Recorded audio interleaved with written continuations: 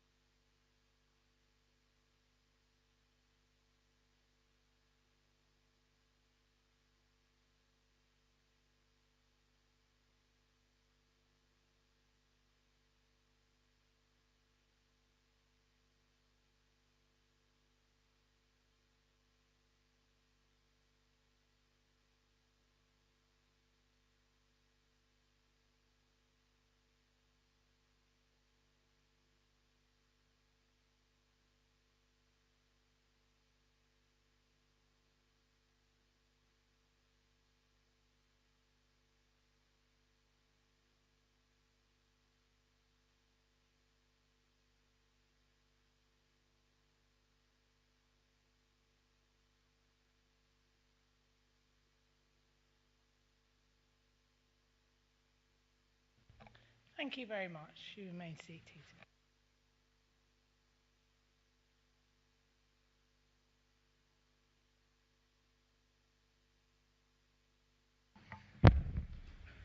Thank you and welcome to the meeting of the Council, 12th of January 2023. Just before we officially start the meeting, can I ask everyone to check their mobile phones, please? Can you make sure they are off or on silence? I will give you a couple of seconds to do that.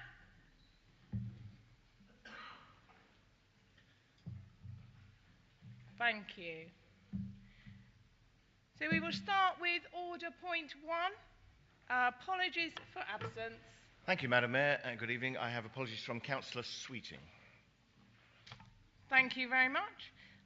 Order point 2, minutes. To receive the last minutes of the Council, which is held on the 17th of November, which you have with you. Can I take them as agreed? Thank you very much. Point 3 is declarations of interest. Do we have any declarations of interest at the Council meeting tonight? I will take that as no. Thank you. And on to order number 4, the Mayor's announcements. The last council meeting seems so far away now. Christmas has passed us so quickly, and I do hope everyone has managed to have a well-earned rest and are fully restored for January. I'd like to take this opportunity in wishing you all a healthy and prosperous 2023. It was quite a challenge to cast my mind back prior to Christmas, as it was exceptionally action-packed and it was full steam ahead in the Mayor's duties. It has had an interesting historical thread all throughout last year, and coming to the end of last year is no exception. We saw it continue as Ruislip Old Folks Association was presented with one of the last Queen's Awards for voluntary service.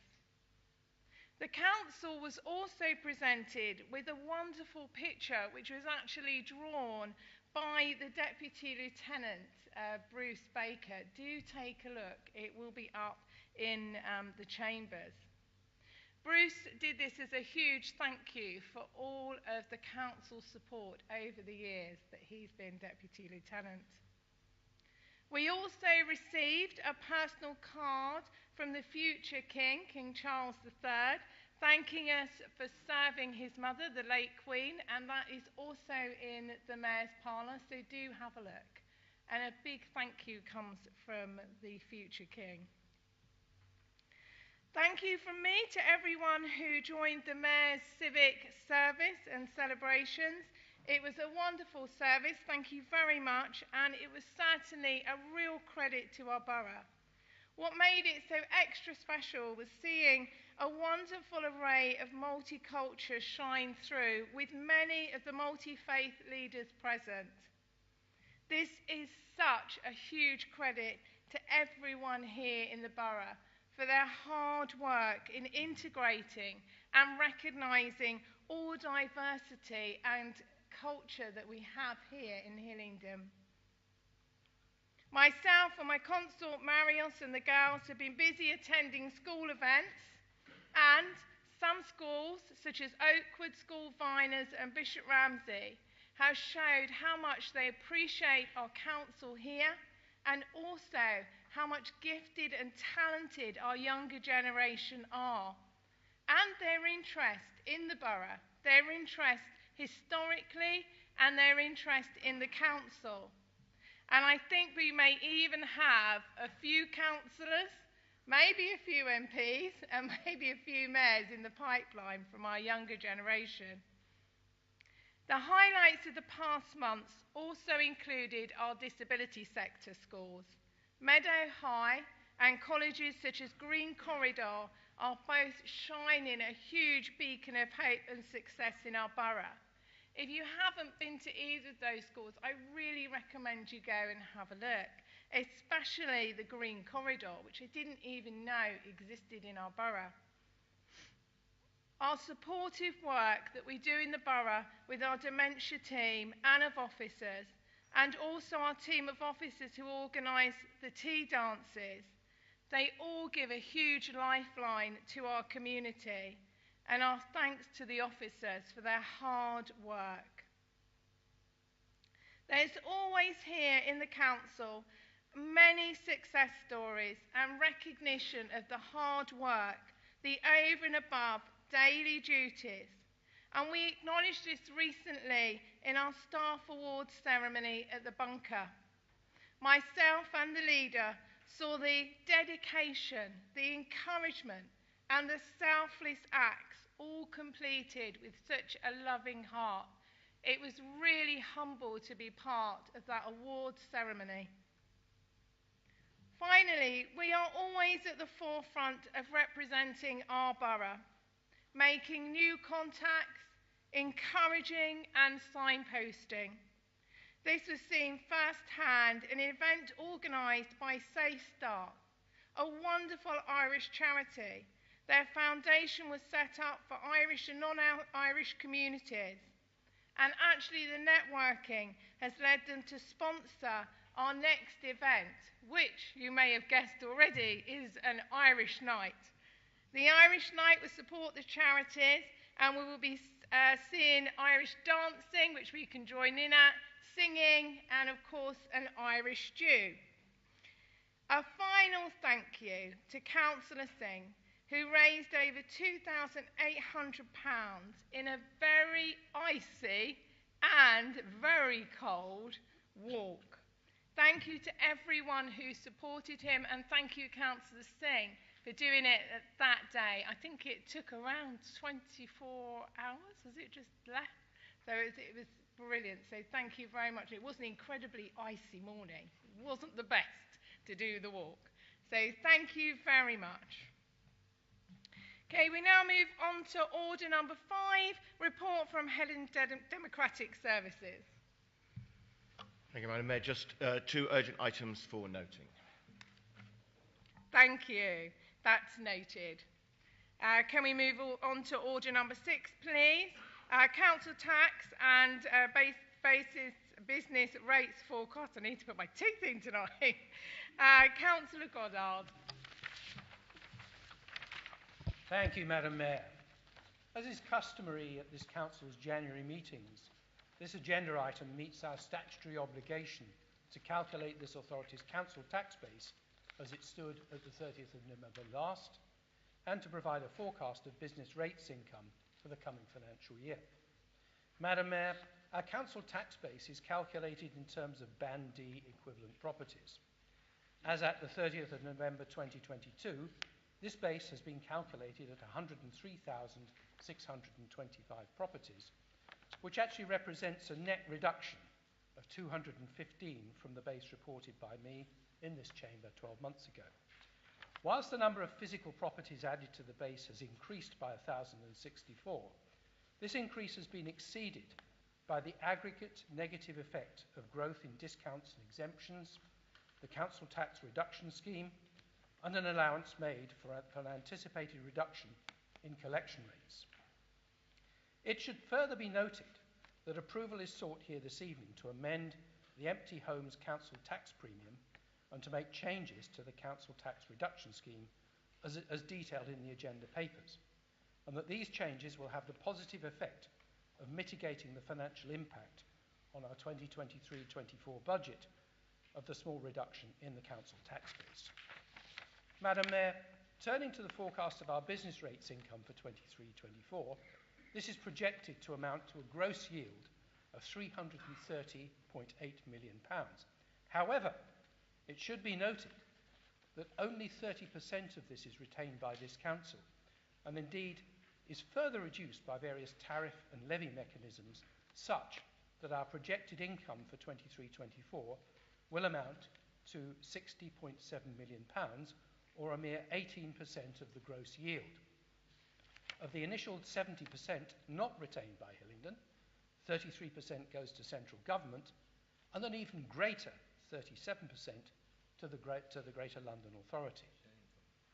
Our net yield of £60.7 million represents an increase of £4 million on the current financial year levels, which is attributable to positive movements in the rating list and the commendable economic recovery made from our business community post-pandemic.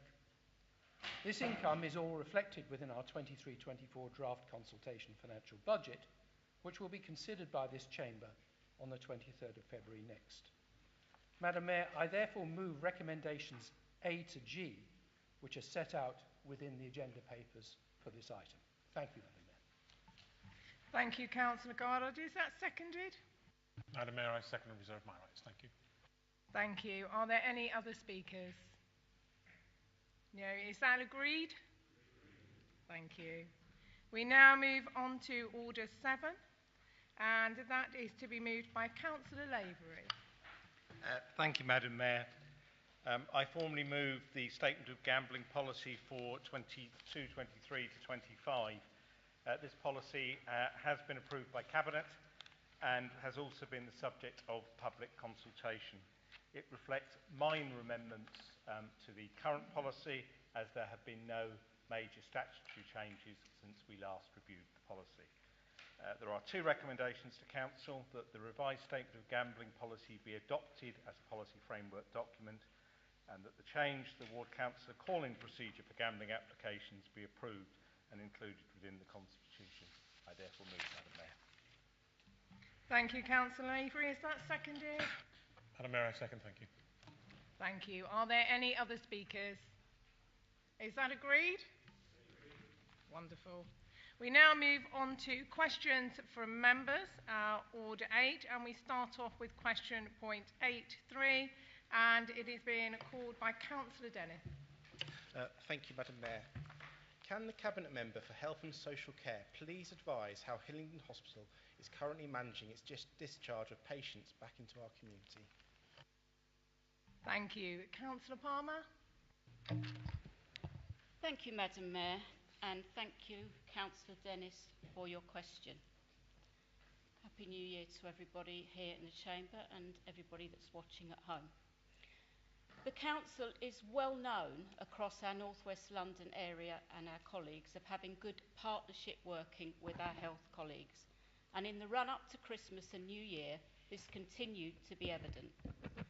The focus being to support the preparation for the additional winter pressure on beds. We entered this period as the best North West London vaccinated borough against COVID and in the top 2 for flu vaccination uptake.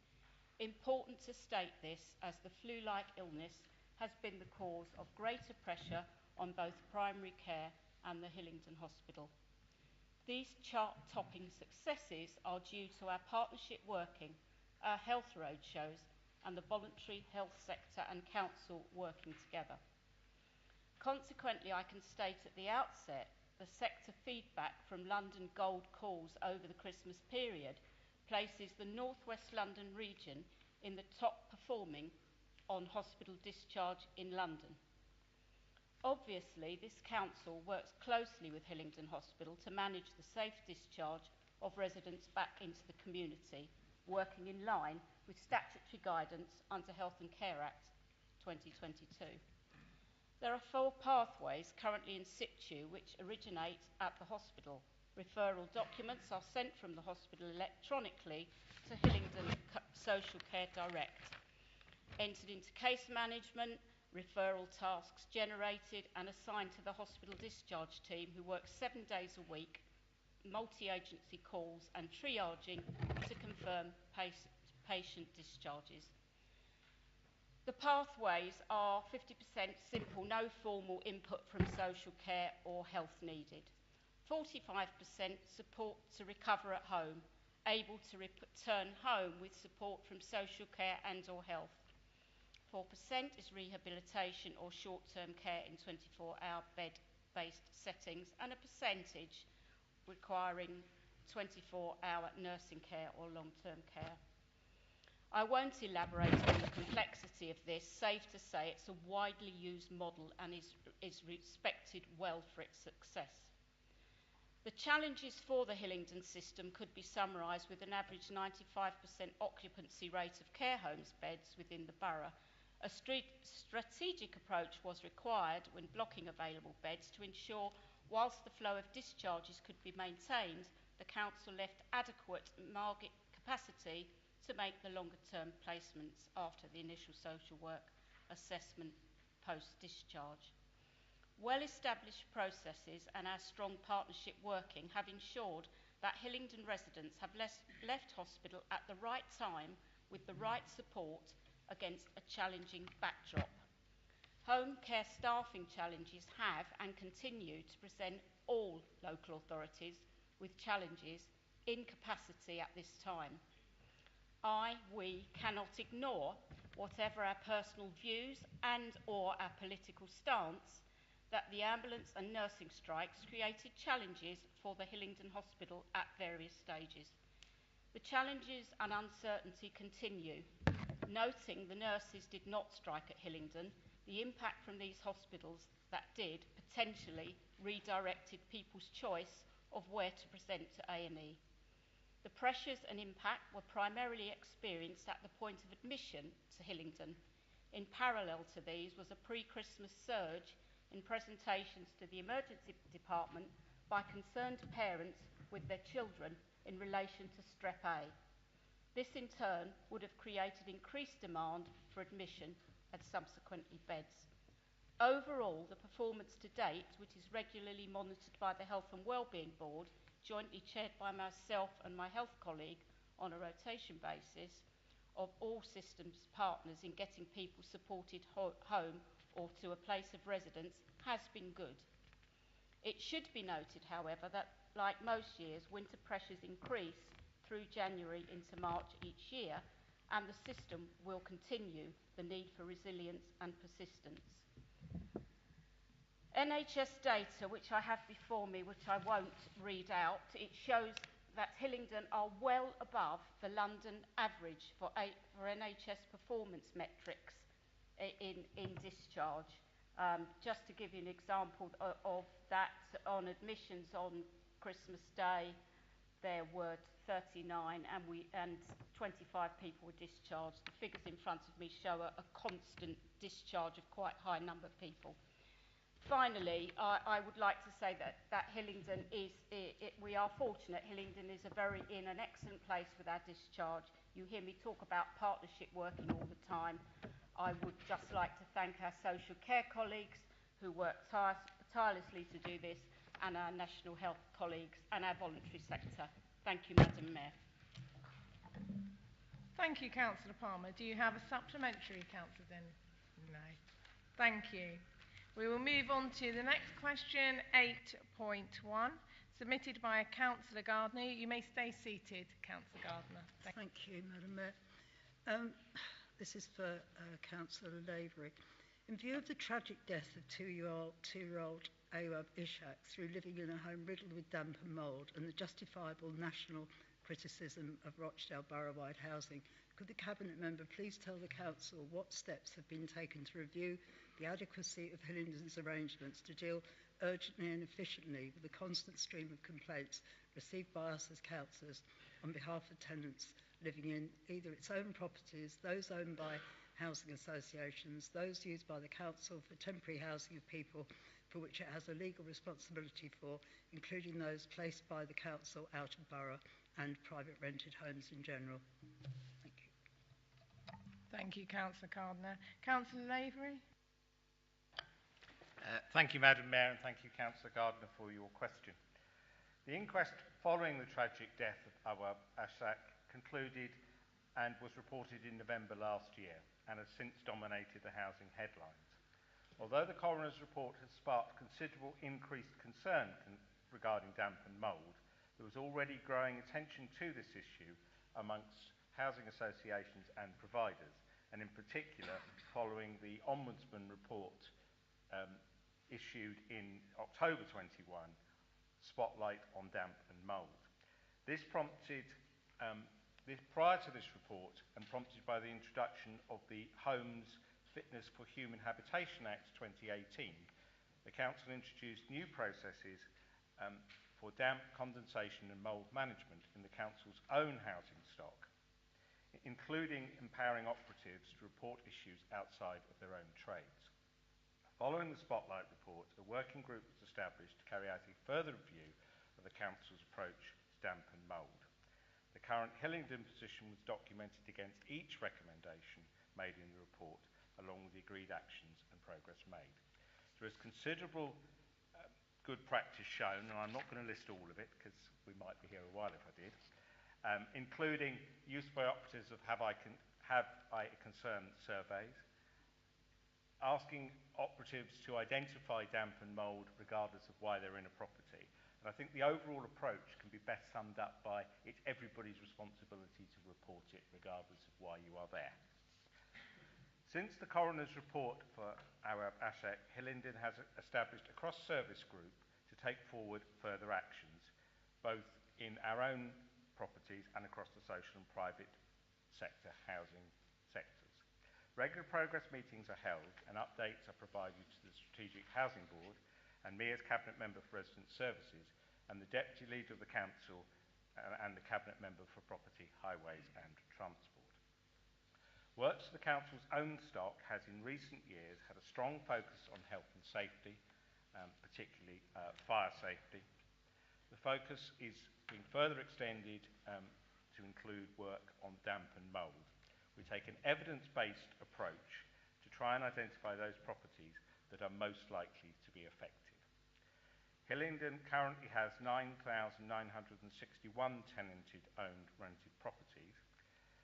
Based on surveys across London, there is an assumed 4.8% prevalence rate for damp and mould. This would give us some 478 households expected to be affected. We are aware that overcrowding increases how susceptible a home is, and is one of the most significant factors for condensation. We are also aware, in the current cost of living crisis, that fuel poverty and poverty in general can have an impact on people living in cold, damp homes. The cross-service group includes colleagues from tenancy management and welfare support to ensure these wider issues are addressed. In Hillingdon, we have identified some specific issues that are particularly associated with damp and mould in our stock, and these are homes that have a solid wall construction, are of non-traditional build, and homes that have metal framed windows. This information has been mapped to inform priorities and is being viewed alongside information regarding occupants to identify risk factors.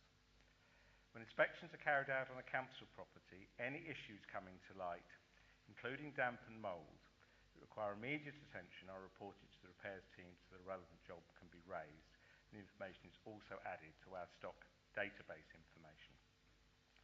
There is increasing investment being made in planned works programmes, many of which will bring benefits in terms of reducing the susceptibility to damp and mould. These include the roofing programme, the window replacement programme, the boiler programme, and works to cavity walls, as well as loft insulation. Measures are accompanied by sufficient ventilation, which is critical to prevent damp, especially for those properties that are overcrowded. The Council has successfully bid for funding under the Social Housing Decarbonisation Fund to invest further in insulation, new windows and ventilation, and is working with Warmfront to identify suitable properties for cavity and solid wall insulation. All of these programmes will ensure that properties are well insulated and ventilated and less likely to be affected by damp and mould. The Council is also in the first phase of delivering our regeneration programme on the 2 estates in the Hayes area. To ensure individual cases are identified, we are reviewing our processes from start to finish to make sure they do address damp and mould, and that all information is kept in one place so that we can track what is happening. Improvements are also underway in how we communicate with residents regarding damp and mould, including the information on our website, revising the leaflets we provide, and looking again how we raise awareness at tenancy sign-up. Turning to the private sector, the predominant housing tenure in Hillingdon is owner-occupation. The private rented sector accounts for some 28,000 properties, including properties owned by housing associations. Again, from London-wide evidence, there is an assumed 8% of these properties may be affected by damp, which will be some 2,200 properties in total. Hillingdon Council complies with statutory requirements to take action where Category 1 hazards under the Housing, Health and Safety Rating System are found. In addition, we have particular regard to high-scoring Category 2 damp and mould hazards. When a complaint is received, following the gathering information, we will contact the landlord. For serious complaints, we will notify the landlord and interested parties that we intend to carry out an inspection under Section 239 of the Housing Act 2004. For less serious matters, we will provide advice to landlords and tenants on how to proceed. We have recently drafted a private sector housing enforcement policy, which will make it clear that we will take action in relation to Category 1 and 2 hazards. We are able to take action against housing associations, but would encourage all those in housing associations to use the housing association's own complaint process before coming to us. We have advisory information for tenants, and this is currently being reviewed. The private sector housing team have a comprehensive process for requests coming in, and this includes information regarding appropriate questions to ask to respond suitably to damp and mould cases. With regard to temporary accommodation, we have introduced a procurement framework that ensures that all landlords contracted provide accommodation of good standard. This includes accommodation for out-of-borough placements. If a complaint is made, an inspection can be arranged quickly to ensure the property is of an appropriate standard. Inquiries and complaints regarding damp and mould. We have reviewed the inquiries on the old ME system, and we have identified there were 318 inquiries from January 2021 to December 2022 out of 21,285 MEs. I will caveat that because the old system, the email-based system, did not have a category for specifically heading up damp and mould, so this has been a bit of a trawl through systems. I will give a plug, therefore, to the new system where, of course, these things will show out much more easily to us. For the last 3 financial years, the private sector team have identified the following complaints that make reference to damp and mould.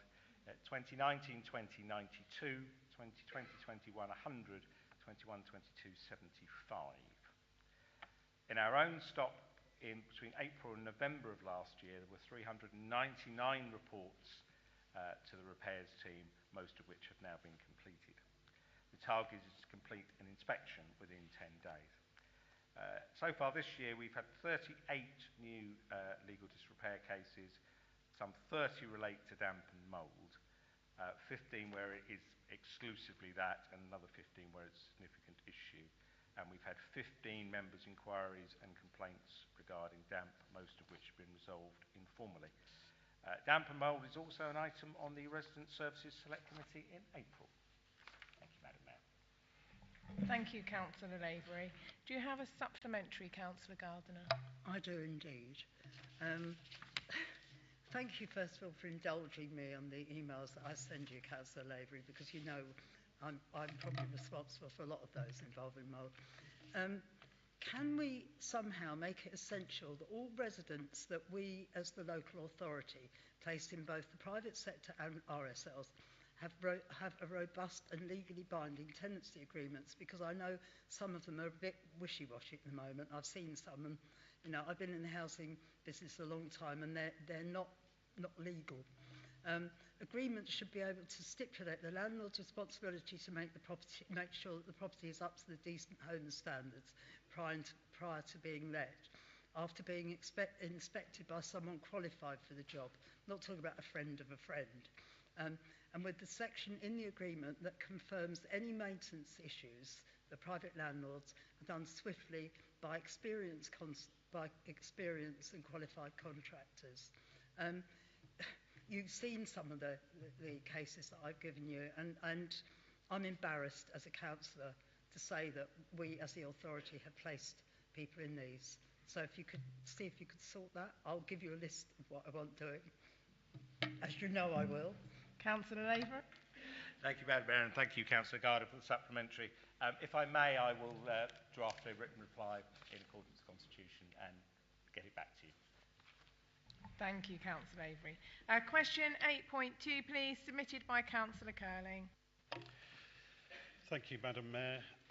Does the leader agree with me that whilst online self-service can be quick and efficient, there are times, especially in emergencies, that the only way of getting the service that residents need is by talking to a person on the phone, and can he therefore inform council of the telephone waiting times that residents should expect when calling the council or its service partners, especially out of hours? Thank you. Thank you, Councillor Curling. Councillor Edwards? Thank you, Madam Mayor, and thank you, Councillor Curling, for your question. In direct answer to your question, yes, I do agree with you. But as you are asking now for matters of detail that relate to a portfolio area of corporate services and transformation, I would invite, with your permission, Madam Mayor, Councillor Mills to provide that detail for you. Absolutely. Councillor Mills? Thank you, Madam Mayor. Thank you, Councillor, for his question. Like many organisations, there's been a considerable increase in volumes. And as an example, the average for the last few months is around 51,000 inquiries coming in all formats to the council. We have been working heavily since autumn, particularly November and December when we launched it, to introduce more voice automated responses to the 28 most frequent type of inquiries, which are across primarily housing or waste services. This has had the effect, which we already believe is quite beneficial, in shifting a significant number of these calls to allow people to go online and self-help and find the answers and make the solutions themselves.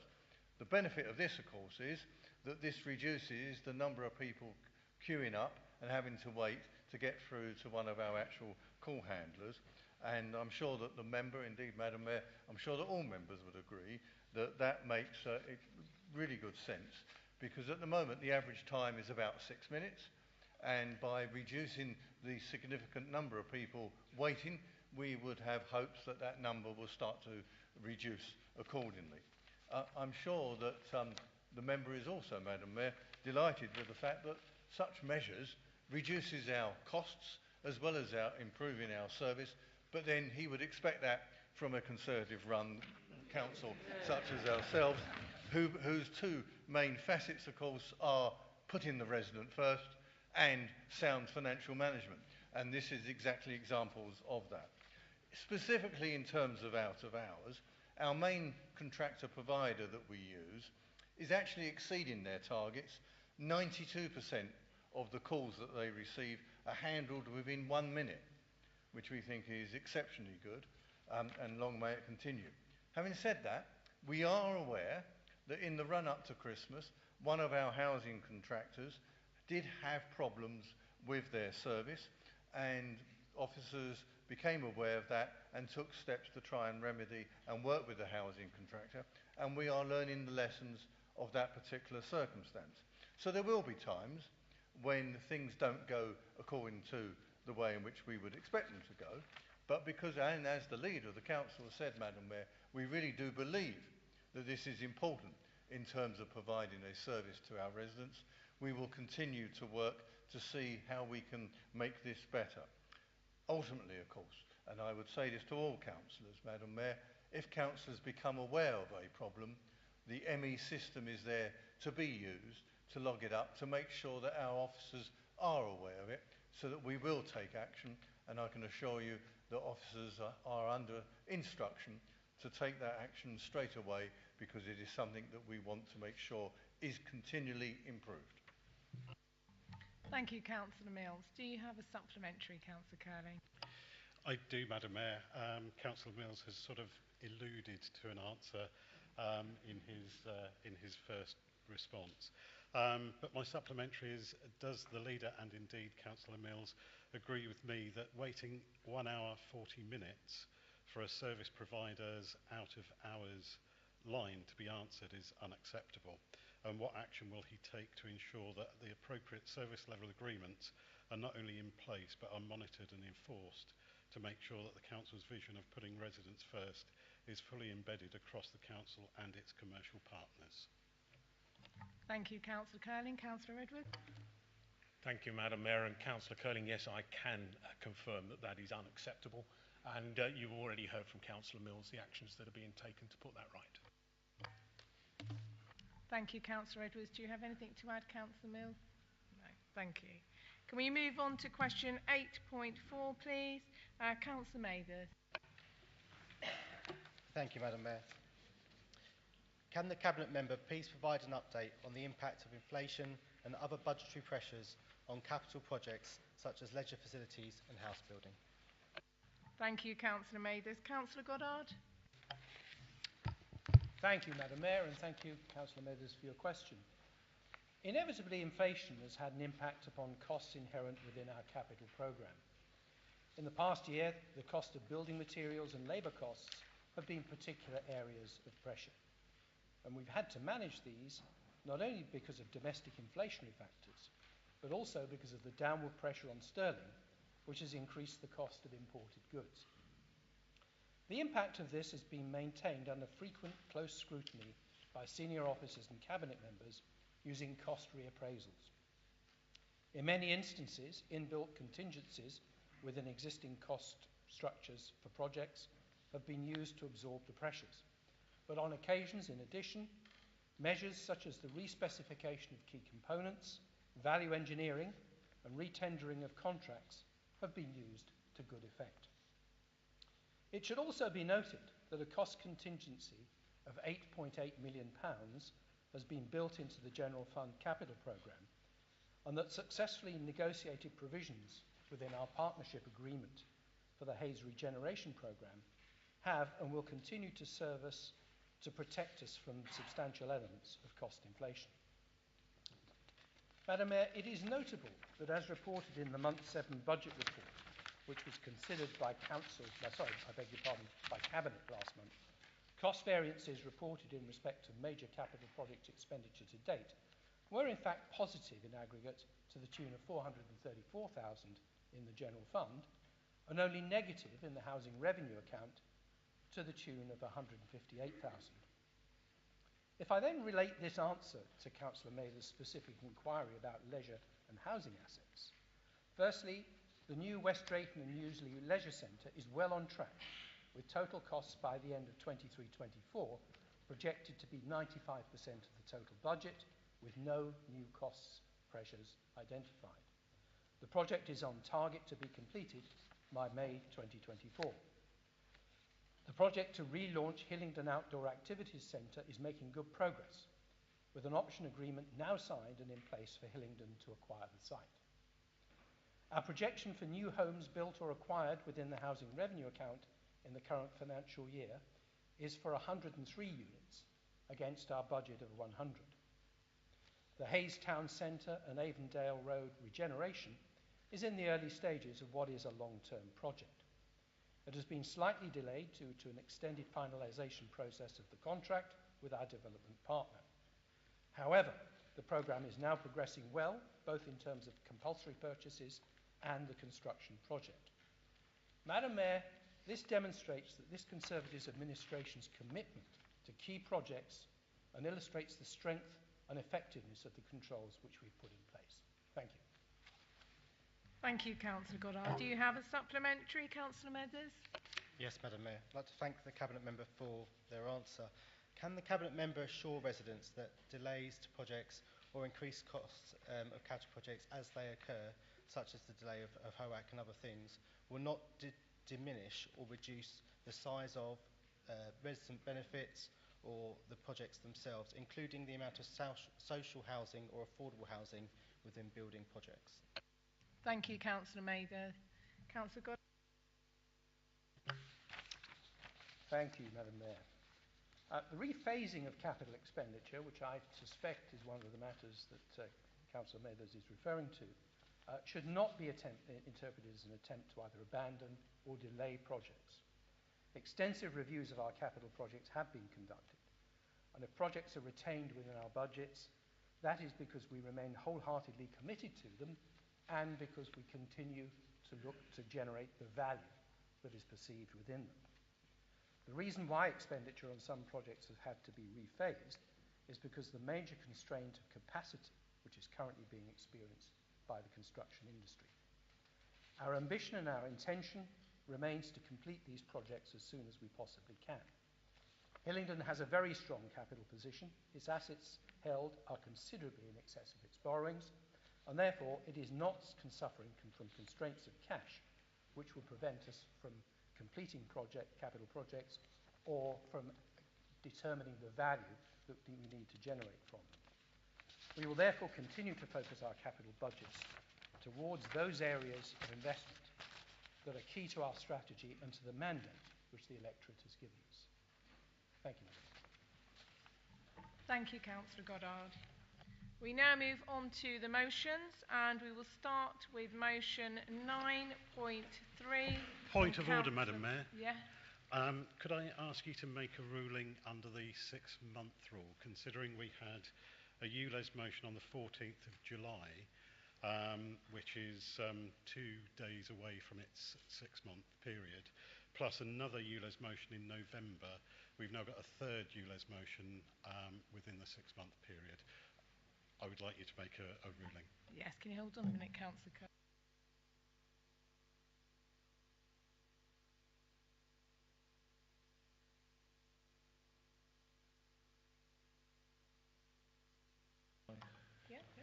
Yes, Madam Mayor, just to advise, the 6-month rule is you can't put in a motion about a motion that has been rejected within the previous 6 months. It's okay to put in one on a similar subject following. So we continue on 9.3. Councillor Mills. Thank you, Madam Mayor. I think Councillor Curling's attempt to get this motion stopped tells us everything we need to know. It's the best own goal from the halfway line I think I've ever seen. But please, Councillor Curling, keep trying, because we do enjoy it on this side. But for the avoidance of doubt, this motion is being brought forward for 2 main reasons. One, to ensure that this authority's total opposition to the proposals by the Mayor of London is understood. And the opposition isn't just because it's us. We're moving this opposition on behalf of our residents and the businesses that are going to be severely impacted. And they include your residents as well, Councillor Curling. In fact, probably more of your residents than my residents in terms of demographic. But the other reason why we're moving this motion is so that we can get a report going to Cabinet that will allow us to have the full use of the authority's armoury to be able to deal with this problem. Whether that be a legal response, which we've already started trying to get some process on, whether that be about supporting our community, working with our businesses, or being just political in a wider sense across the whole of London and beyond if necessary. And the reasons for this are quite obvious. What is the impact going to be? It's no good saying, but there's a mitigation scheme, because when you look at the mitigation scheme, it's not worth the paper it's going to be written on. And the charge of £12.50 a day is quite a lot per day. But for a low-paid worker living in Hillingdon, working in Hillingdon, or even more importantly, coming into Hillingdon to provide the important services that everyone in Hillingdon is reliant upon, the services that you lot are prepared to get on picket lines and support at certain times, £12.50 for 5 days mounts up to £3,000 a year. Just remember that figure, £3,000 a year, and that's after tax. So that's why we are going to defend the low-paid workers of this borough who are facing that charge. That's why we're already seeing and already got evidence that people working in the food sector are extremely concerned about the impact. People working in the care and NHS are starting to think, how is this going to affect me? These are the very people that we should be supporting. These are the very people who normally turn out in large numbers to support you. It's now up to us as a council to rally behind them and say to the Mayor, you have this so wrong. And the reason he has it wrong is based on so many different things. Not particularly just the argument about air quality. Indeed, air quality in this borough, he's taken an overall look at the airport and said Hillingdon is a bad case. Well, surprise, surprise, Madam Mayor. We have an airport that causes us immense problems, all of which we are known. But it is not consistent throughout the borough. What we need to make sure comes to the Cabinet report, the details which need to be worked up. And whilst the transport input will be no doubt very important and significant, it won't just be that. It will be about what is our legal response. It will be how do we work with the large retailers who are already contacting us and saying we need to be doing something. How do we work with fellow councils across London who are going to be impacted? And how we actually work as a coalition, community, business and politics, to bring an argument forward. But the problem is, we already have an aggressive response from the Mayor of London through the TfL. He's not interested in a chat. He's not interested in negotiations. He doesn't want dialogue. He doesn't want any more discussion. He doesn't want any constructive talks. He just wants to implement. And our officers are being bombarded already by the TfL about we're coming with our signage and we're coming with our cameras. We will reach out directly to the residents of this borough most likely to be impacted and let them know very clearly where the blame lies for this. So, this is a rallying call. Hillingdon Conservatives put residents first. Hillingdon Conservatives will support our residents. Are you with us all the way, including saying Sadiq Khan must not be re-elected as mayor, because if he does, it continues? Are you on the side of residents, or are you flip-floppers? Point of order, Madam Mayor.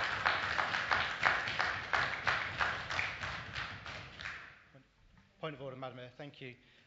Is this motion not out of order in the fact that it's against the budget and policy framework, in that it should be put at the budget setting meeting of council where it calls for appropriate budget? Thank you, Madam Mayor. This motion doesn't actually propose any sum of funding for this, so that will be down to the Cabinet to decide, and that will obviously, they will then recommend that that's built into the budget motion at the next council meeting. Thank you. Is that seconded? Madam Mayor, I second and reserve my right. Thank you. Any other speakers? Councillor Curling. Thank you, Madam Mayor. I move this amendment in an attempt to secure a true cross-party approach rather than party political posturing that we've just witnessed. It is often easy to get caught up in the local scene and not recognise the big picture. Whilst London has its congestion charge, low emission zone and ultra low emission zone, all of which have been embraced by London mayors from both parties, remember it was Mayor Johnson who initiated the ULEZ, but Mayor Khan who implemented it. In other cities such as Bath, Birmingham, Bradford, Bristol, Portsmouth, Manchester, Sheffield and Tyneside, they all have clean air zones as part of the government's framework. The government's policy paper states that a clean air zone refers to an area where a local authority applies charges using powers under the Transport Act to deliver nitrous dioxide reductions. Michael Gove's Clean Air Strategy also states the plan for tackling roadside nitrogen dioxide identifies local authorities which have been directed to bring roadside pollution within legal limits, and that they are required to develop local plans including a clean air zone. So you see, Madam Mayor, the London ULEZ is not unique, and it is in line with government policy. Indeed, had the Mayor of London not pursued the ULEZ, it would appear that the government would have required him to develop a clean air zone as part of its framework. The Labour group's opposition to the extension of ULEZ is well documented, despite the scurrilous politicking of a recent Conservative leaflet. We recognise the desperate need to reduce air pollution, and our concerns have always been about the financial impact on residents with the lowest incomes and our local businesses that have suffered through COVID and now face a recession. We believe that the opposition to ULEZ should be constructive and practical, and that any potential legal challenge would also effectively need to challenge the government policy. This is especially pertinent to Hillingdon, as Hillingdon is identified as having illegal levels of pollution, which has been the basis of our case in opposing the third runway. The Labour group also cannot agree to an uncosted budget commitment in this motion, especially when we face the most challenging budgets, one of the most challenging budgets for some time. I would therefore urge every member in this chamber to put party politics to one side and vote in favour of this amendment. Thank you, Madam Mayor.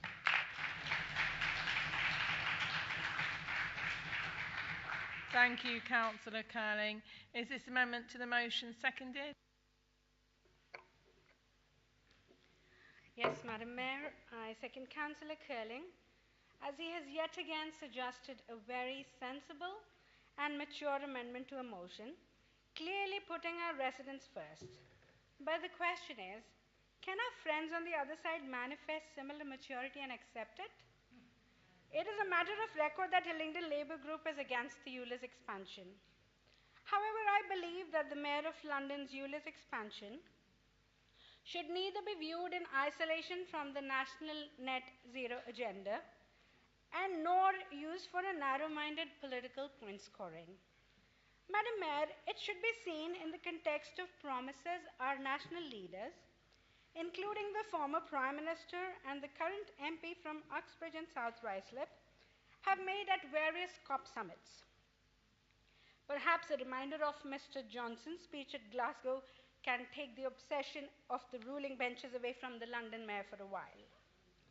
At COP26, besides mentioning James Bond and belching cows, the local MP had said, "We in the developed world have a responsibility.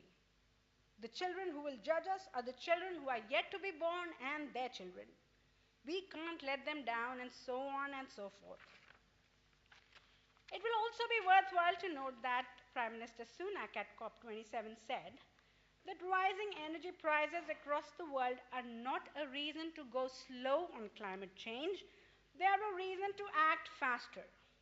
So all those promises will be nothing but blah, blah, blah, to coin Mr. Johnson's phrase, if the London Mayor doesn't do his bit to save the planet.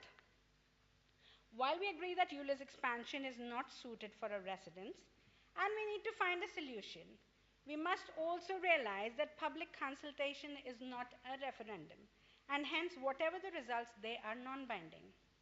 Therefore, I urge that when the Council formulates a plan of action to oppose the ULEZ decision using taxpayers' hard-earned money, unless of course they have a magic money tree now, it considers ensuring that we are able to secure the best possible financial and other support deals from the TfL as well as from the national government funding, so that the effects of ULEZ expansion can be best mitigated, not only for our most vulnerable residents, but for our everyday working people as well.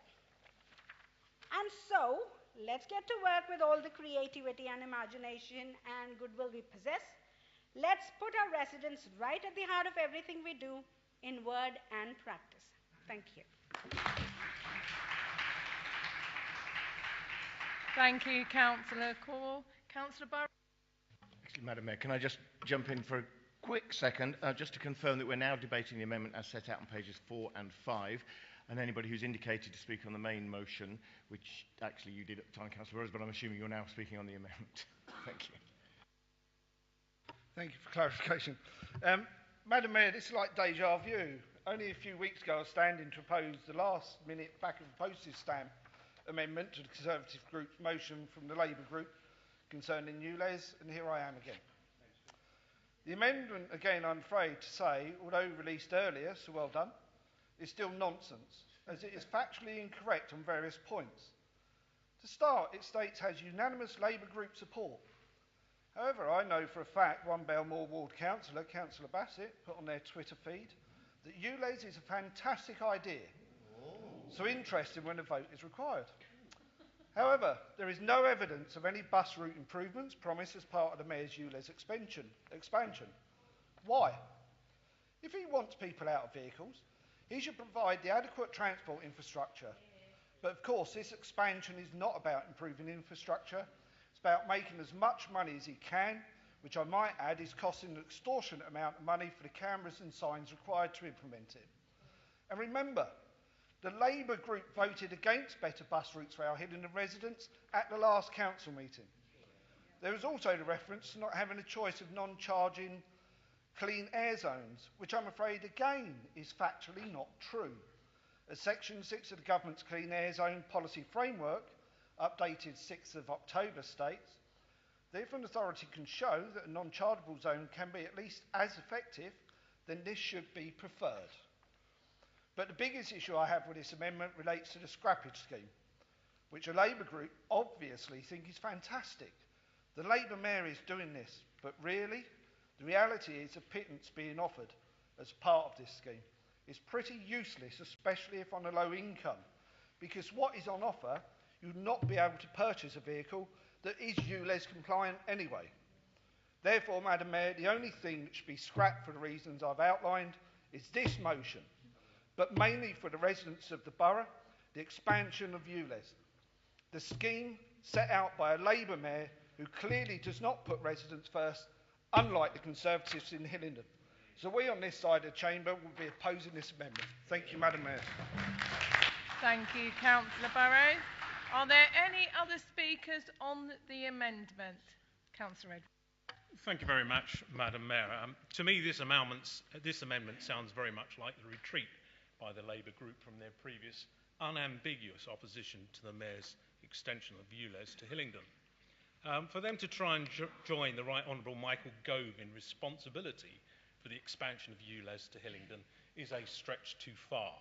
But by raising clear air zones, our Labour colleagues have helpfully drawn attention to the work that the government has been doing and continues to do to improve air quality.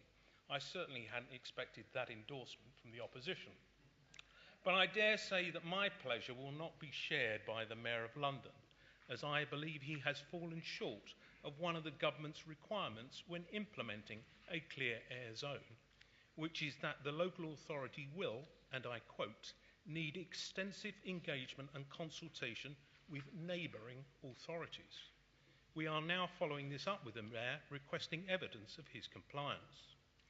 The assertion that the Mayor of London does not have the choice of a non-charging clear air zone is factually wrong.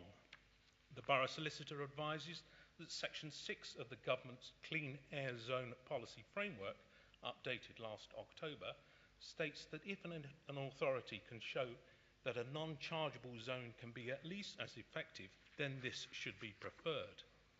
I'm pleased that the Councillor Curling mentioned Greater Manchester in his speech, and he might wish to consult with the Labour Mayor, Andy Burnham up there, who is proposing such a non-charging scheme, noting that the time now isn't right to put further charge on residents. You can hear the fence creaking, Madam Mayor, as the opposition try to perch on it by moving this amendment. By agreeing to it would require the effective abandonment by this council of the opposition to the expansion of ULEZ and the abandonment of our residents that have placed their trust in us to act in their interest. Whilst Labour seek to claim that they have the moral high ground by urging us to be above party politics, it is they that have been pressured by their party into a U-turn whilst we stand firm with our residents. Today, Hillingdon, jointly with the London boroughs of Bexley, Bromley and Harrow, served a letter before action on the Mayor of London, requesting that he demonstrates the lawfulness of his proposals and the data behind them. Until we have seen compelling evidence to the contrary, it remains our position that this scheme will not translate successfully to outer London boroughs, and the negative impact to local households and businesses will far outweigh the negligible air quality benefits. Madam Mayor, while Labour appear to have U-turned, we continue to put our residents first. We will not be supporting this amendment.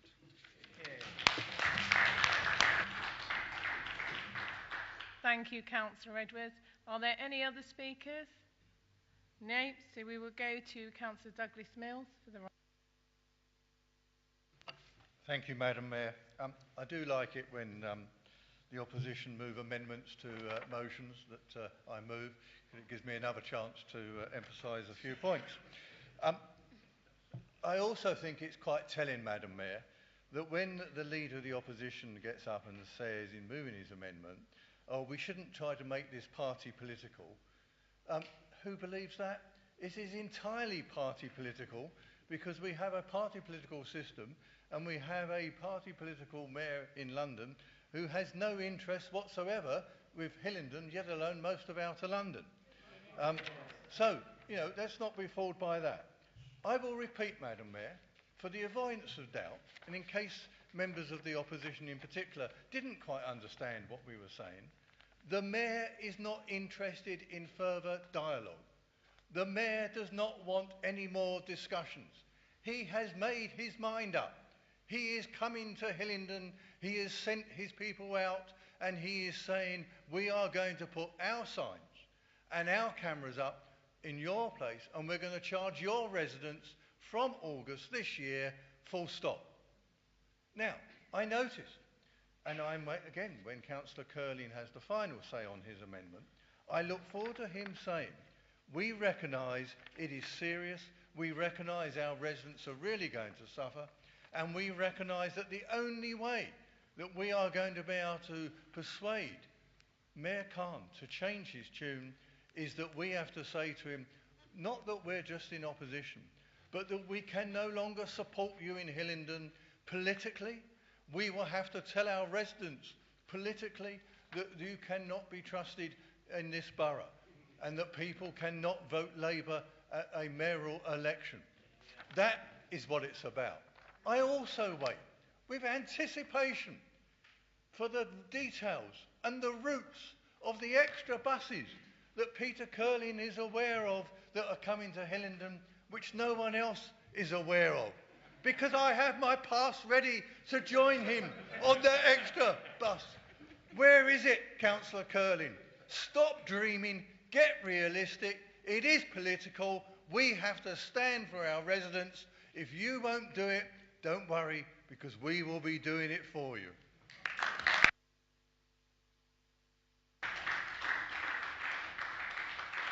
Thank you, Councillor Mills. Councillor Curling. Thank you, Madam Mayor. Well, if that wasn't an election speech, I don't know what was. It is always great when Councillor Mills gets animated like that, because it does mean that we've hit a certain nerve that's brought out that reaction. So I feel very confident that we've done our job here in this chamber today. I would say that to get bus routes here, we need to actually speak to the mayor. Perhaps he doesn't want to speak to us, but if he has to put up with that sort of diatribe, then no wonder he doesn't want to speak to us. Just a little bit of clarification about Councillor Burrow's quote from the section of the Clean Air Zone framework. When I read the update, the October update of the Clean Air Zone frame document, the passage that Councillor Burrows read out is what was taken out in October 2022. Prior to that, there was an option to have a non-charging clean air zone, but on the 6th of October 2022, the government removed that from the document. The document is online, so it can be checked. Madam Mayor, the Borough Solicitor is available to advise on a matter of law.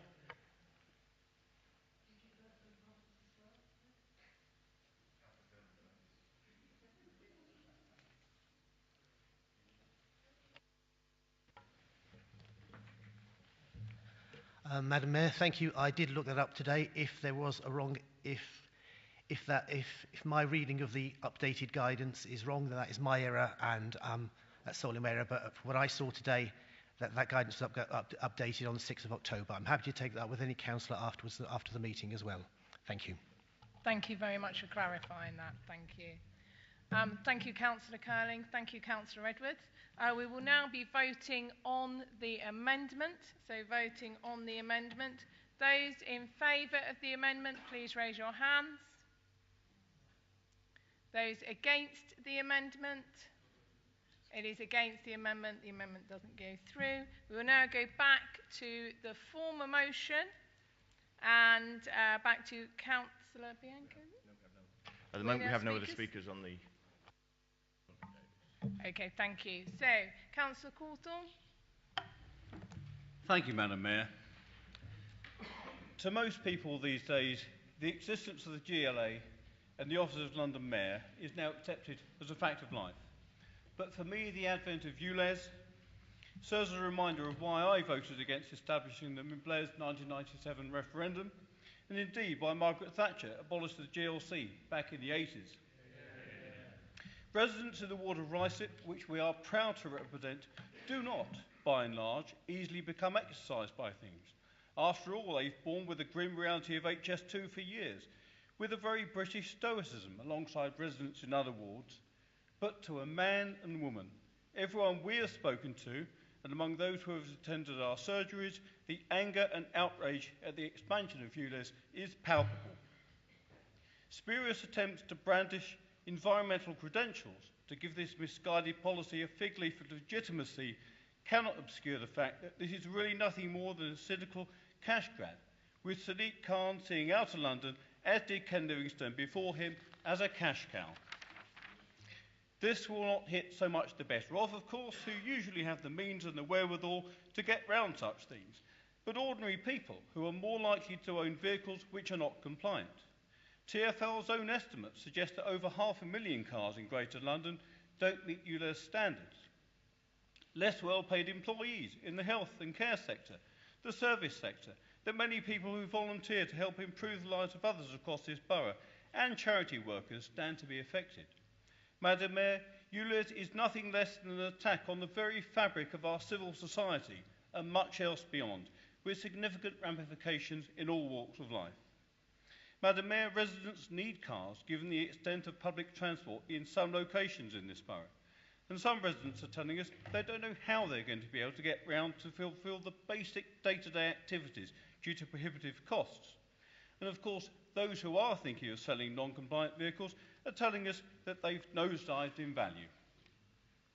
Madam Mayor, on this side of the chamber, we have never been shy of opposing national party policy where we deem it as necessary, as can be seen with Heathrow expansion and HS2.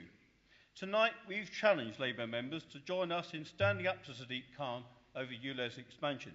It is they, after all, who like to present themselves as the party of the working man and woman, champions of the proletarian cause and the less well-off and the disadvantaged. We hear it all the time. Well, we'll see about that this evening, won't we, Madam Mayor? But either way, we will fight this pernicious tax with a coalition of the willing, with all the means at our disposal, and make sure residents of this borough do not forget its origins, nor the complicity or the weasel words of the members opposite. I support the motion.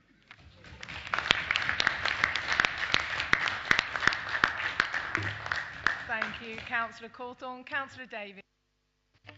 Thank you, Madam Mayor. As a Conservative councillor in Hayes and Harlington, I'm delighted to use my maiden speech to speak in support of this motion, at a time when many residents in the south of the borough, and indeed the borough as a whole, feel betrayed by the Labour Mayor of London and his efforts to tax the poorest in our community during the cost of living crisis. Madam Mayor, the Mayor of London's ULEZ charge is nothing more than a tax toll to fill his ever-growing black hole thanks to his financial mismanagement of London. A desperate plan for a desperate mayor to unveil his stealth tax in eco-gimmicks without addressing the real concerns for the health of outer London residents. Indeed, let's not forget that as Transport Secretary under the last Labour government, he fully backed the expansion of Heathrow up until 2015. Not much of a track record to be proud of when it comes to tackling air pollution.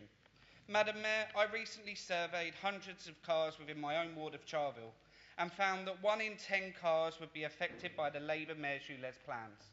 I also found that nearly 10% of non-compliant cars would be residents over the age of 65. Is this really what the Labour Mayor wants to do? Remove the ability of elderly residents to socialise and move freely around our borough?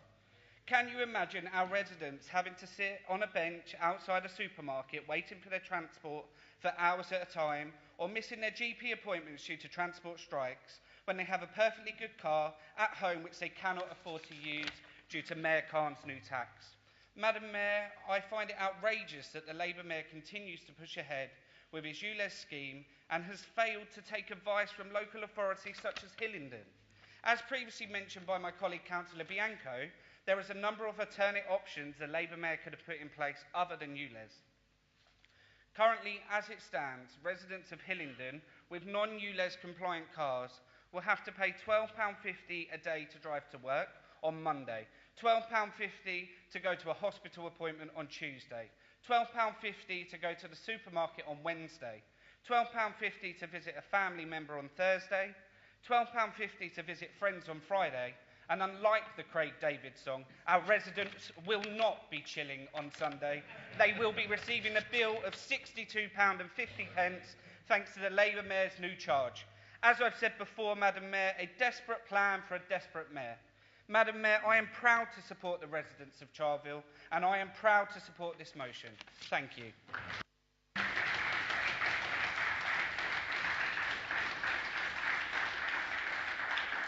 Thank you, Councillor Davis. Councillor Gohill.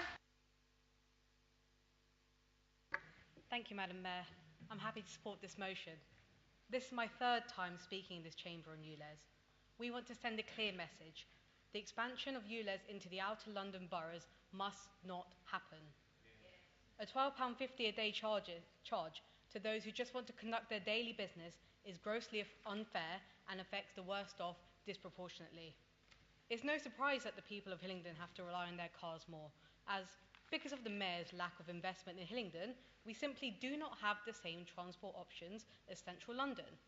Let me give a clear-cut example of this.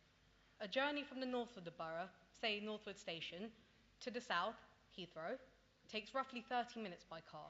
That same journey takes roughly 1 hour and 15 minutes by public transport. The equivalent journey in central London, in, let's say, the London Borough of Westminster, where the northernmost point is Kilburn Park Station, down to Pimlico Station, takes again roughly 30 minutes by car. But the same journey by public transport takes just 20 minutes. Now, London air quality is very important, but the example I gave shows that a one-size-fits-all approach doesn't work for all of London, and therefore ULEZ expansion must be reconsidered. By expanding ULEZ, not only is Sadiq Khan impacting the worst off in the borough, in the middle of a cost of living crisis, but he's impacting the quality of life for Hillingdon residents also. And we know why the Labour Mayor of London wants to expand ULEZ. It's nothing to do with air quality. It's about making money to fund his poor financial mismanagement of TfL. In October, TfL's board was told that ULEZ earnings were £182 million less than expected. So he's expanding ULEZ to make up for the losses at the expense of our residents and at the cost of £400 million of taxpayers' money to install these cameras and signs. Residents will do well to remember this when they get their council tax bill in March and see the GLA precept increase once again. We also know that Sadiq Khan is whipping Labour councillors across London to support the ULEZ expansion, regardless of their opinions on it. But despite this, I request to the councillors on the opposite side to do the right thing, to support this motion and let us tackle this for the better of the residents across Hillingdon. Madam Mayor, I'm happy to support this motion.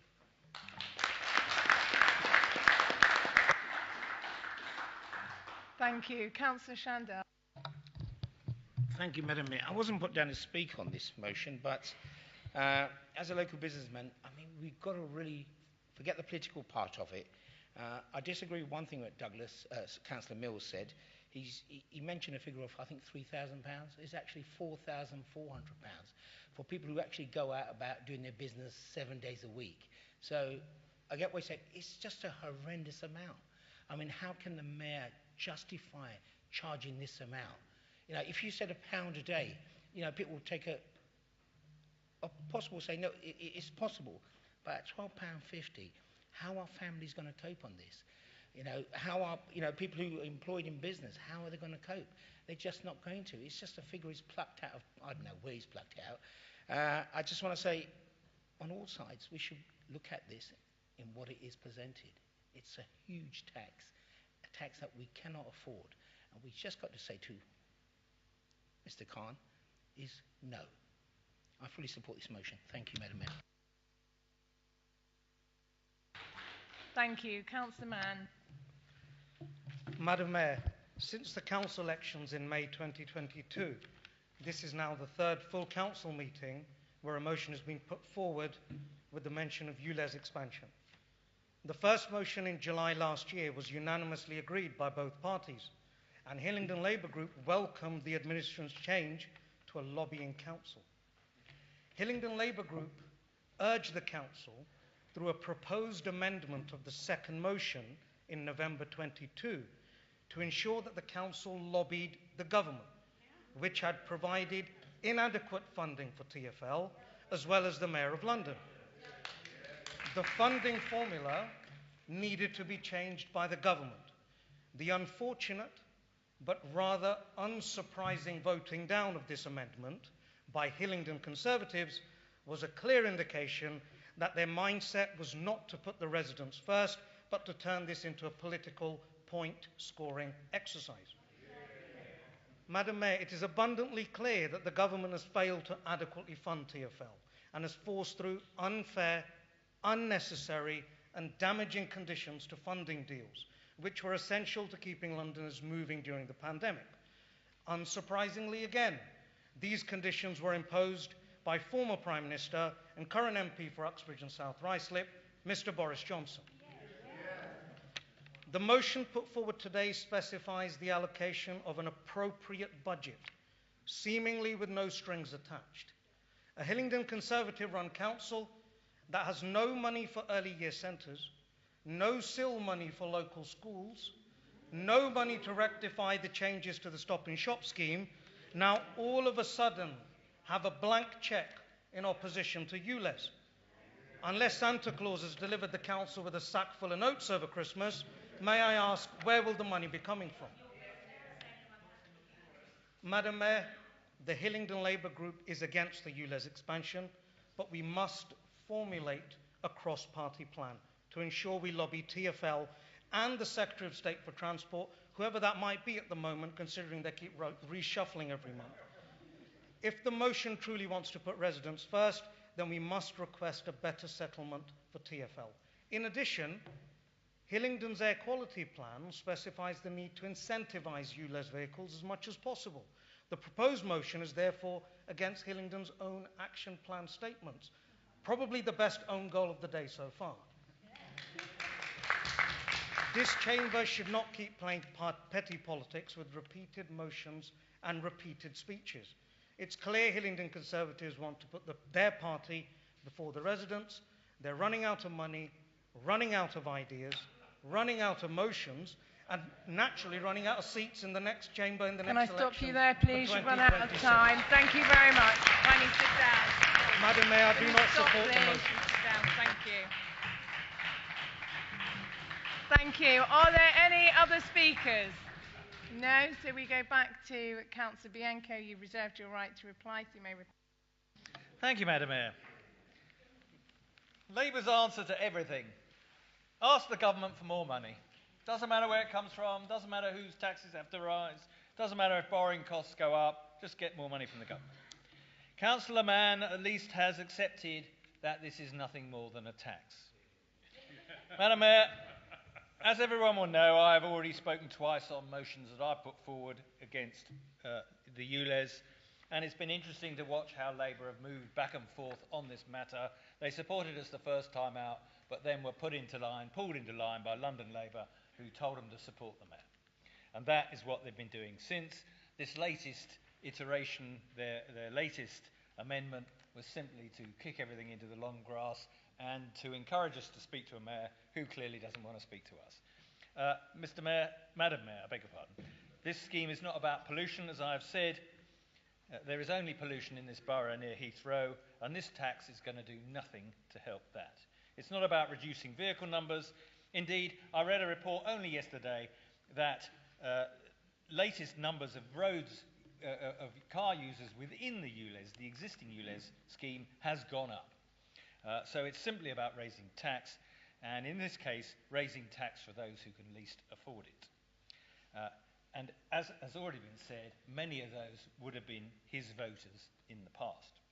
Imposing this tax of 3,000 or 4,400, depending on how many days a week we think people will be using their cars, on our least well-off, at a time of significant financial pressure, will not endear him to many of his supporters, but hey, his loss is our gain.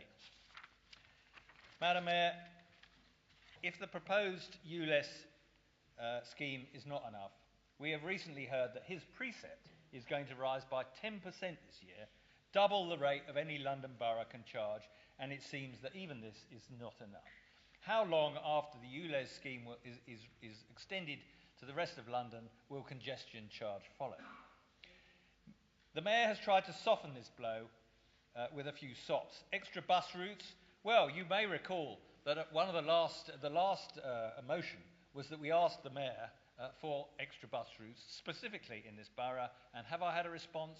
No. Madam Mayor, his scrappage scheme is a complete waste of time. 400,000 applied to the last scheme, less than a quarter were given a grant, And can you tell me, as others have said, where you can buy a car that is compliant with ULEZ for £2,000? Madam Mayor, the ULEZ is the wrong thing for Hillingdon, the wrong thing for out of London, and the wrong thing for our hard-pressed residents and those who come into this borough to work. We will oppose it as vigorously as we can to stop this flawed tax from falling onto the shoulders of our residents. Madam Mayor, that is how you put residents first.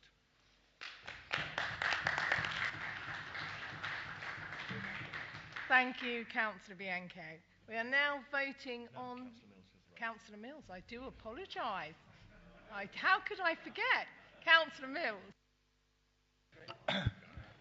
Madam Mayor, tempted that I am to say that most things have been said, I won't. We had such high hopes that the newcomers into the Labour ranks in Hillingdon would add a lot more analysis than they've been able to demonstrate so far tonight. The reality is that the danger are at the gates of Hillingdon now, and as we move towards August, they will be upon us, but they won't just be upon us sitting here in this chamber. And I repeat, absolutely for clarity, it is our residents, and in particular those on the lowest paid, who are facing the biggest charge. And Councillor Chandel is absolutely right. If you are a small business person trying to run a business most days of the week, then the charge is going to be even bigger for you. But then we know that the Mayor of London has even less regard for those who are trying to run their own businesses. So we stand here with a choice. Do we actually unite and agree to get a cabinet report that maximises our opportunities to be able to join with others to make sure that Sadiq Khan gets the message, his scheme is wrong, it's outrageous, and it is very costly to the very people we should be supporting? Or are they going to dither and pretend to be? As I said before, you can't flip-flop on this. This is about total opposition. They did vote against our proposals for improved buses, so I do look forward to Councillor Curling when getting an extra bus route for us and all the influence that he has. But there is no doubt that the strings of Labour groups across outer London are being pulled elsewhere, and they're being pulled in line. Because one of the outer London boroughs that we were talking to were very sympathetic to the arguments, wanted to join us, then all of a sudden, oh no, we better not do that. They happen to be a Labour-controlled authority. Isn't that suspicious? But I want to appeal to the residents who may be watching this, and to the residents who will be reading Hillingdon People, and to the residents who will see our leaflets in the next few months. If we don't oppose this, it won't be because of our lack of trying, but it may be because under Councillor Curling and the Hillingdon Labour Group, they prefer to be known as the Labour Party that introduced a £3,000 working tax in support of Sadiq Khan on the residents of Hillingdon. That's your choice. We will make sure your people, your residents, know every one of you who voted for that, regardless of how you're voting. And yes, I've heard it every year in the 40 years I've been here. Oh, wait till the next election and we'll kick you out. Bring it on. Every time. You lose, we win. Thank you, Councillor Mills. We will now be voting. No, we won't yet. Sorry. The Borough Solicitor would like to just... Yes, thank you, Madam Mayor. In view of the doubt that was raised about the advice I gave earlier, I've had that advice double-checked. The advice I gave to the leader and members earlier was correct, and the version of the government guidance that was quoted earlier on in the debate was correct. That paragraph 6, as read out by the leader, is the current version. Thank you, Madam Mayor. Thank you very much for clarifying that. Now. Madam Mayor, sorry, point of order. Could I ask Councillor Curling then to publicly apologise to me because he said that I got that factually incorrect? Madam Mayor, that's not actually a point of order. That's a point of personal explanation where you feel a member has misinterpreted something you said in an earlier speech. Whether he makes an apology or not, that's entirely up to Councillor Curling. Councillor Curling. Just for clarification, I don't doubt the Borough Solicitor for one second, and I really don't want to sort of bring the borough solicitor into this. But in one of the speeches that I was preparing, because I was running out of time, I edited it out, but I actually had the paragraph where it said, lifted, copied and pasted from the online document that actually said the option for a non-charging zone had been removed. So I think there is probably more of a... Yeah, I think because it's not part of this, so I think we'll leave it now, and I think we have had enough debate and enough discussion, so thank you, Councillor Curling. Right, I would like now to vote, please, on the motion. Yes, absolutely, recorded vote. So can we have a recorded vote on the motion? Thank you, Madam Mayor. A recorded vote has been called for. So I will be asking each member in turn if you're voting for the motion 9.3 as set out on the top of page 4, moved by Councillor Douglas Mills, seconded by Councillor Bianco, against or abstaining. Councillor Abbey. Against. Thank you. Councillor Banerjee. Councillor Bassett. Against. Councillor Bennett. Councillor Batt. Councillor Bianco. Councillor Bridges. Councillor Burles. Against. Councillor Burrows. Councillor Rita Chamdell. Councillor Roy Chamdell. For. Councillor Chapman. Councillor Chubadar. Councillor Cawthorne. Councillor Curling. Councillor Davies. Councillor Dennis. Councillor Dott. Councillor Edwards. Councillor Farley. Councillor Gardner. Against the ULEZ. Against the motion. Can I clarify, Councillor Gardner, are you voting for the motion or against the motion? Against the motion. Thank you. Councillor Gaelic. Councillor Garg. Councillor Gill. Councillor Goddard. Councillor Gohill. Councillor Higgins. Councillor Islam. Councillor Judge. Against. Councillor Kaur. Against. Thank you. No, it's not a game show. I can take the amended vote. Councillor Lakmana. Councillor Lavery. Councillor Lewis. Councillor Makwana. Councillor Mand. Councillor Mathers. Councillor D. Mills. Councillor R. Mills. Councillor Money. Councillor Nelson. Councillor Nelson West. Councillor O'Brien. Councillor Palmer. Councillor Punja. Councillor Riley. Councillor Sansapuri. Councillor Singh. Councillor Smallwood. Councillor Sullivan. Councillor Tuckwell. Mr. Deputy Mayor. Madam Mayor. Thank you, Madam Mayor. That motion is carried, 30 votes to 22.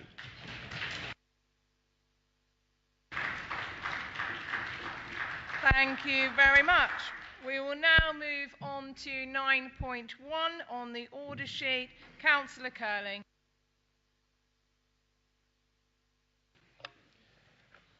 Thank you, Madam Mayor.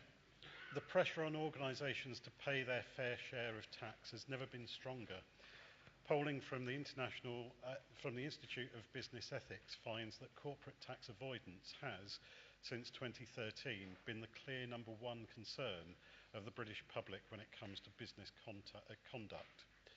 2/3 of people believe that the government and local councils should at least consider a company's ethics and how they pay their tax, as well as value for money and quality of service provided when awarding contracts to companies. Around 17.5% of public contracts in the UK have been won by companies with links to tax havens, and it has been estimated that losses from multinational profit sharing, just one form of tax avoidance, could be costing the UK some £17 billion per annum in lost corporate tax revenues. All of this should be of concern to each and every one of us in this chamber, as we are custodians of council taxpayers' money and spend a great deal of our time trying to ensure that their money is spent wisely. We should also be doing all we can to promote a fair tax ethos. We should ensure that Hillingdon is recognised as having a clear financial culture that shuns the practice of tax avoidance. Paying tax is often presented as a burden, but it shouldn't be. Tax enables us to provide services from education, health and social care to flood defence, roads, policing and defence. It also helps counter financial inequalities and rebalance distorted economies.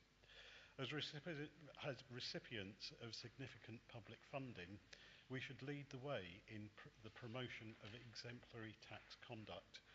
By ensuring that contractors are paying their fair share of tax or refusing to go along with offshore tax dodging when buying land or property. However, UK procurement law significantly restricts us in either penalising poor tax conduct or rewarding good tax conduct when we're buying goods or services. Madam Mayor, in moving this motion, I hope to gain cross-party support to request that the Finance and Corporate Services Select Committee carry out a review into how Hillingdon can be recognised as a leading fair tax borough. This would then allow for the Select Committee to make various recommendations to Cabinet on how we can ensure that Hillingdon is doing everything that we can to ensure that local taxpayers' money is not only used wisely, but also we are doing everything we can to ensure that our suppliers and partners are responsible with their tax affairs too. Madam Mayor, I so move. Thank you, Councillor Curling. Is that seconded? Councillor Mathers? Madam Mayor, I second and reserve my right. Thank you. Any other speakers? We have Councillor Goddard. Thank you, Madam Mayor. I speak in opposition to this motion. Whilst I'm certain that we would all like to see a situation where enterprises all bear their fair share of taxation, in practice what we would discover is that the definition of what a fair share of taxation actually represents would vary from one of us to another. The vision for fair taxation is principally promoted by the Fair Tax Foundation. It is clear that the Foundation pursues an idealistic vision that is built on massive subjectivity and which defies practical implementation. The Fair Tax Foundation urges local authorities to identify and outlaw corporate tax avoidance. Madam Mayor, we must remember that tax evasion is illegal. On the other hand, tax avoidance can and usually does involve taxpayers arranging their affairs in a lawful manner in such a way as to minimise their tax liabilities. Whilst it's certainly the case that His Majesty's Revenue and Customs do successfully challenge some tax avoidance measures, it is without doubt that many others do receive acceptance. Who are we to pass judgment on such a wide range of measures? If many of them are, as I've said, accepted by HMRC, how can we therefore find fault with them? The Fair Tax Foundation frequently lapses into phrases such as good tax conduct. How are we to judge that in others? Let us assume for a moment that we were to build in the principles espoused by the Fair Tax Foundation into our procurement processes. How could we possibly identify and assess good or not so good tax conduct? HMRC do not maintain a public register of tax corrections or misdemeanours. Many breaches of tax legislation interpretation thereof are settled privately by HMRC with the taxpayer out of court. A convenient approach might be for a local authority to seek only to engage with those companies who've signed up to the Foundation's fair tax mark. This would also prove to be entirely impractical, as current adoption amongst commercial enterprises is so slight, and indeed, as far as I can determine, does not include any of the commercial organisations with whom we currently do business. Another option might be to ask procurement teams to carry out tax diligence on every applicant. Clearly, that is impractical. Even if we were to resolve this challenge, with the exception of criminal prosecutions, current procurement legislation does not empower a council to use this information as the basis for refusing a contract. Indeed, this motion acknowledges that fundamental flaw, so why pursue it? The reality is that the pursuit of the principles promulgated by the Fair Tax Foundation cannot be meaningful at a practical level. In the absence of legislation that defines acceptable tax conduct and empowers councils to deny contracts on the basis of bad tax practice, this is offering fine words and nothing more. Thank you, Madam Mayor. Thank you, Councillor Goddard. Councillor Riley. How to make a speech on tax exciting. Right, here goes. Madam Mayor, this is a Cooper post-eventu motion. In other words, it doesn't say what it says on the tin or doesn't do what it says on the tin, because you only have to look at lines 7 to 9 of this motion to realise that this is a self-defeating motion. For those people who do not have, Madam Mayor, the words in front of them, I'll summarise. What this motion says is, please do this, we know you can't, but give it a go anyway. And that is no basis for a motion. In addition, Madam Mayor, I am very grateful to Councillor Curling because he's made me go and look and read the procurement bill. 116 clauses, 13 parts and 11 schedules. It was riveting. But the main point about it in regard to this motion is that the basis of this motion is nowhere to be seen in the procurement bill at all, or indeed in the guidance notes, which also went on and on and on. But, Madam Mayor, more especially, and with the greatest of respect, it is not for this council to give my committee ever more work. We have a perfectly decent, robust method of getting our work and going through our work programme and getting ideas and things for it. And indeed, it is of great note that my Labour colleagues have not raised this as an issue during the course of, yes, we have been working on procurement for the last many months. And as a specific issue, I don't think it has been raised in that way. And why? Because in reality, this is a generic transport house central control think tank issue that they've been told to raise. And the problem with it is this. It's not enforceable, it doesn't make any sense, it's not effective, and the reality would be that we would be asking our very hard-working finance and procurement officers to go away and spend hundreds of hours chasing HMRC geese that don't exist, and we're not going to do it. We employ very practical policies on this side of the chamber. This authority and this administration do what residents want. We put residents first and we do things practically. We don't waste our time, we don't waste our officers' time, and I oppose this motion, Madam Mayor. Thank you very much, Councillor Riley. Are there any other speakers? No, we go back to Councillor Mathers. You reserved your right to speak. You may speak. Thank you, Madam Mayor. I second this motion because it was fairness at heart. It has fairness in the very core of it. When faced with a crisis, be it a world at war, a cost of living crisis, or a pandemic, the public are at their best when they feel they are all in it together. In contrast, the public feel cheated and angry with unfairness. They feel completely and deeply disgusted at selfishness and greed. Selfishness such as being caught at a party during COVID, or when companies don't pay their equal share of tax on profits. Without fair tax on these profits, when tax is due, we the public feel cheated, as tax which pays for services both nationally and locally, tax that's very much needed. It means that our things such as our bin collections, social services and libraries which local people rely on can be put at risk, or saving cuts or costs need to be reduced. This motion asks that the Hillingdon Council play their small part in ensuring that this corner of the world has fairness at its heart, particularly all of its financial transactions. We are spending taxpayers' money, and we must do with a clear conscience. It is easy to take the easy route when procuring services, which we are reviewing at the moment, and I'm always happy to raise fair tax within these reviews.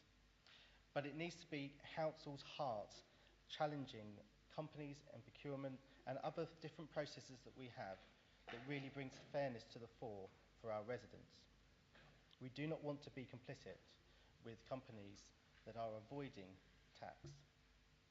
It is easy to ignore it, particularly in a financial climate when inflation rises have put pressure on Hillingdon, and that's why we're seeing things such as 30% price hikes in fees and charges, as proposed in the budget papers. But despite these challenges, let us think practically and look at ways in which we can lobby or explore, looking at the bigger picture of things to consider. With councils such as Hillingdon being able to and willing to keep their procurement and commission services to account in this way, we can make a difference. Finally, this motion asks for Hillingdon Council to take a lead in ensuring appropriate tax conduct in procuring services. Getting value for money is important, but equally as important is the new system hailed at the G7 in June 2021 by the then British Chancellor Rishi Sunak, which sought to ensure that large multinationals such as Amazon pay fair tax on profits. Our British value of fairness is both prized nationally internationally as well as locally.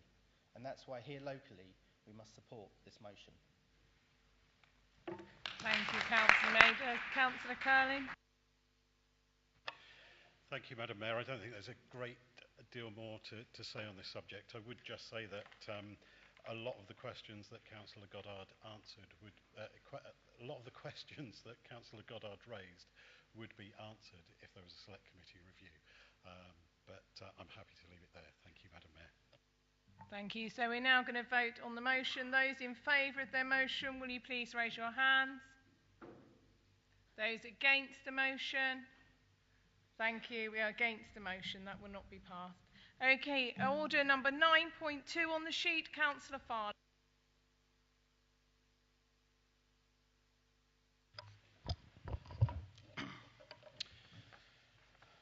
Thank you, Madam Mayor. I rise to move the motion on the order of business before Council this evening. Hillingdon Council has declared a climate emergency. While other things go on around us, nationally and internationally, Council is able to make decisions to improve air quality and reduce our carbon footprint locally. Yes, we have Heathrow Airport on our doorstep, which is a major contributor to the poor air quality in the borough. And yes, we continue to be united as a council chamber, steadfastly opposed to Heathrow expansion. Hillingdon Council should do all in its power to improve our environment. Take the city trees as one of the examples in the motion. These are an innovation that are being used by councils across the country, both Labour and Conservative controlled. In fact, Wandsworth Council, prior to the change in leadership last year, invested in a city tree on Putney High Street, which is showing positive results. Conservative controlled Cambridge County Council also passed a motion to look into these devices. To elaborate a little more on city trees, they are devices that can absorb the same pollution as more than 270 trees. They are moss-based and take up a smaller area than that number of trees. A city tree can filter 5,000 metre cube of air every hour, which is as much as hourly breathing volume of 10,000 people. And a city tree can reduce fine dust pollution in its immediate vicinity by up to 53%. Not only are city trees a talking point in town centres, there is a variety to them, from those that are connected to the mains, with water and power supply, to those that are self-regulating and self-powered with solar panels. And they always require minimal maintenance. There is also sponsorship and advertising potential working with partners in the borough to support them, and local businesses to advertise on the space available. They also come with seating and can be placed in areas that act as a shaded seating area and can reduce the ambient temperature in immediate locality to them by up to 4 degrees on warm days. While the council works with partners with tree planting initiatives, data tells us it takes mature trees over 10 years old, becoming 10 years old before they can make a real impact on tackling air pollution. Further, we cannot plant trees in certain places, certainly not in the numbers needed, such as in our town centres. Survey data from analysts, place make and visit insights indicate a change in working behaviour, with more residents working from home and using our town centres more, which is good for footfall for our high streets and town centres. With that increase, the council should be concerned with the environmental conditions and keeping them in good order. Madam Mayor, the examples referenced in the motion before members are not the be-all and end-all of options, but they are an example of possible solutions. Technological solutions are being invented and developed, and where appropriate, implemented. Hence, the motions ask for feasibility studies, as while not all solutions may be right for Hillingdon, or not right presently, they may be or become viable in the future. The Council passed a motion in November to consider funding for renewable energy solutions, and the motion before members tonight is a continuation of that in that vein to explore what is possible on the environmental front, which I hope that we all share across this chamber to improve our environment for the benefit of residents of and visitors to Hillingdon. I hope that members will be able to support this motion. Thank you. Thank you, Councillor Farley. Is that seconded, please? Councillor Punjab. Thank you, Madam Mayor. I'm happy to second Councillor Farley's motion. As a conscious and active environmentalist, I would like to ask Council to view this motion as an opportunity to elevate the Council strategy in creating a green and sustainable borough through innovation and technology, and to stand by its stated commitment to remain open to the opportunity to go further and to be innovative and creative, to exceed the stated goals wherever possible. This motion is an opportunity to do this. Air quality across the city is a problem, and it is no secret that at Hillingdon is the second poorest in air quality in London. Hillingdon will always be on the back foot, having Heathrow Airport, HS2, M4 and A40 within the borough. In the Health and Social Care Committee, only in November last year, Hillingdon Hospital and Ambulance Service reported a rise in respiratory complaints, claiming it was one of the current leading causes bringing residents to A&E. Hillingdon Health and Wellbeing Strategy had advised that poor air quality increases the incidence of acute asthma and chronic obstructive pulmonary disease, COPD, and that respiratory disease is the third highest cause of death in Hillingdon. This is documented in the Council's Air Quality Action Plan 2019. As Hillingdon develops and grows socially and economically, so does pollution and its impact. With the development of new technologies and innovation, it is correct to ask, are we doing enough? And what more can we do? Therefore, it is crucial in this climate emergency that the Council explores possibilities in which innovation and technological advancements can help provide better air quality to its residents for a healthy community. Please support this motion. Thank you. Thank you, Councillor Punjar. Are there any other speakers? Councillor Lavery. Thank you, Madam Mayor. Whilst I understand the intent behind this motion, it is too vague and takes no account of our current climate change action plan for me to be able to support it tonight.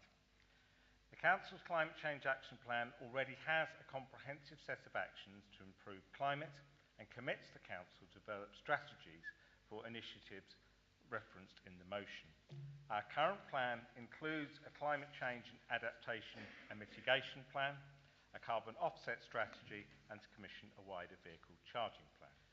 We already have a comprehensive air quality programme which aligns with the climate action plan. A good example will be the scheme in North Hyde Road, which is currently being funded. We've also done air quality screening around many school sites in the borough. We have a feasibility study on biodiversity across 4 sites to produce a report which will look at the viability, the habitat and the opportunities available. We already take part in sustainable urban drainage initiatives, and those of you who are familiar with planning on new buildings will be aware that that is always a feature of both planning and the building regulation processes, including water reusage where that is appropriate. An assessment of emissions is being commissioned to create a plan for reduction and innovative technical solutions and additional ways to reduce our carbon footprint, with surveys due next month on our top 20 energy use buildings. We do have a comprehensive trees programme, which I have outlined many times, and given the time tonight, I won't outline further for you. An update on our climate change progress is scheduled for the February meeting of the Resident Services Select Committee. The Cabinet and this Council will continue to explore any viable technical solutions that become available to ensure that we achieve our climate objectives. But I cannot support this motion. Thank you, Madam Mayor. Thank you very much, Councillor Lavery. And we now go back to Councillor Farley.